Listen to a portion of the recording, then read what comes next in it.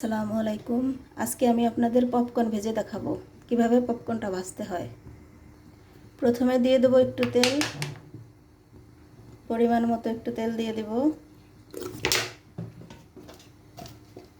তারপরে দেব পরিমাণ মতো একটু লবণ।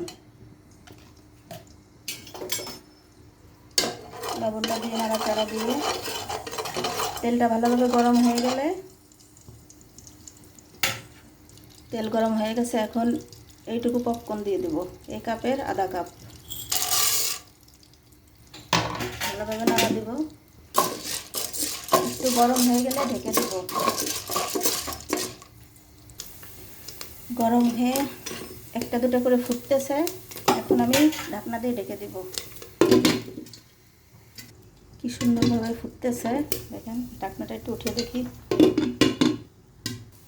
ফুটতেছে কি সুন্দর।